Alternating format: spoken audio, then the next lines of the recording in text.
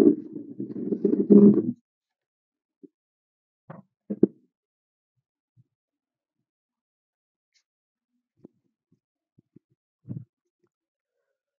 बच्चों, नमस्कार।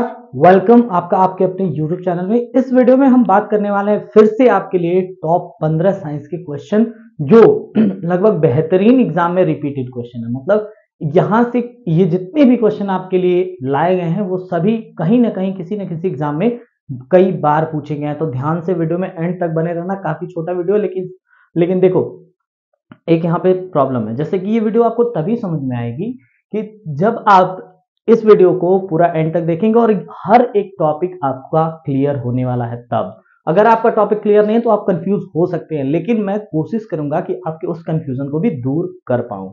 अगर कोशिश कर रहा हूं कर पाता हूं ठीक है, नहीं तो आप जो है इस टॉपिक को क्लियर कर लीजिएगा। क्योंकि देखिए जितने भी आपको क्वेश्चन मिलेंगे कहीं ना कहीं जरूर रिपीटेड क्वेश्चन है, मतलब कहीं ना कहीं पूछा गया क्वेश्चन है। तो वीडियो में एंड तक बने रहना। अगर चैनल पर नए हो तो सब्सक्राइब कर दो ताकि आपको बेहतरीन कंटेंट टाइम से मिलता रहे।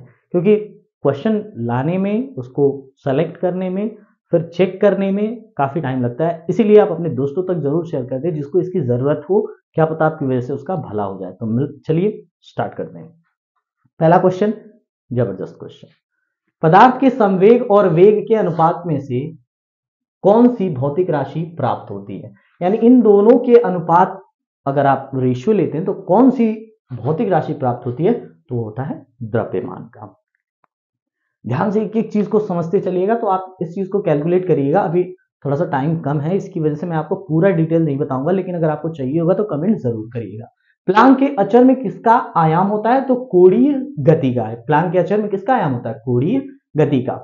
यदि किसी, बहुत ध्यान से सुनिएगा, यदि किसी चलती हुई वस्तु के वेग को दोगुना कर दिया जाए तो उसकी या उसका गतिज ऊर्जा 4 गुनी हो जाती है। ये बात आप बिल्कुल ध्यान रखेंगे और एकदम ध्यान से वीडियो देखिएगा और चीजों को, लैंग्वेज को समझने की कोशिश करिए कि कहना क्या चाहता है।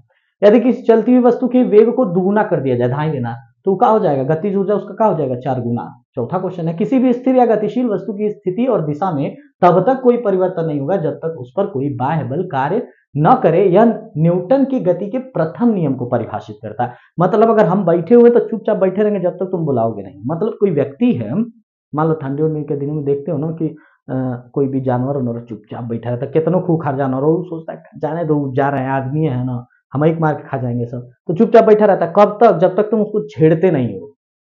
समझ में आ रही बात? तो चलिए अगले क्वेश्चन की तरफ। बल की परिभाषा आती है न्यूटन के गति के पहले नियम से। इस चीज को आप थोड़ा सा ध्यान दीजिएगा कि न्यूटन की गति के पहले नियम से बल की परिभाषा आती है। 6 नंबर क्वेश्चन, पिंड का गुणधर्म जो सीधी रेखा में विराम या एक समान गति की स्थिति में किसी भी परिवर्तन का विरोध करती है, क्या कहलाती है? जड़त्व। मतलब है कि हम बैठे हैं तो हम जाना ही नहीं चाहेंगे जब तक कोई बाहर से बल ना लगाया जाए। यानी हम नहीं चाहेंगे कि हमको कोई बाहर से बल लगाए या हम आगे बढ़े, ठीक है, वो तो हम बढ़वाते हैं। न्यूटन के पहले नियम को जड़त्व का नियम भी कहा जाता है। ये बात आप बिल्कुल ध्यान रखेंगे कि न्यूटन के पहले नियम को क्या कहा जाता है? जड़त्व का नियम। या फिर पूछेगा जड़त्व का नियम न्यूटन के कौन से नियम को कहा जाता है? तो पहले नियम को। रॉकेट किस सिद्धांत पे? न्यूटन की गति के तृतीय सिद्धांत, यानी क्रिया प्रतिक्रिया पे। जितना जोर से देखते हो ना, इधर भागता नीचे निकलता बड़ी तेजी से, तो वो गया। यदि घोड़ा अचानक एकाएक चलना प्रारंभ कर दे तो घुड़सवार यानी जो मार टाइट होकर बैठे रहते उलट जाते हैं। देखते हो ना क्यों उलट जाते हैं? विश्राम जड़त्व के कारण। कि जड़त्व कहे ना, कभी कहता है कि भाई साहब हम नहीं बढ़ेंगे, तो वो अचानक बढ़ जाता तो उलट देता है हम भाई। चलिए क्रिकेट का 10 नंबर क्वेश्चन। क्रिकेट का खिलाड़ी तेजी से आती हुई बॉल को अपने हाथ को पीछे खींचकर पकड़ता है। यानी मान लो कोनो क्रिकेटर है, मारा धाई दिन छक्का, तो कैचवा लेता था, सट दिन हाथवा खींच लेता है। क्या है? नहीं खींचो हाथवा तो टूट के हाथे में आ जाएगा, एकदम झूल जाएगा, लुल हो जाओगे। इसीलिए वो पीछे करता है ताकि तन चोट कम लगे। लेकिन उसका मेन रीजन परीक्षा में आएगा तो लिखोगे चोट कम लगे, तो इसका है बाल विराम की स्थिति में आ सकते।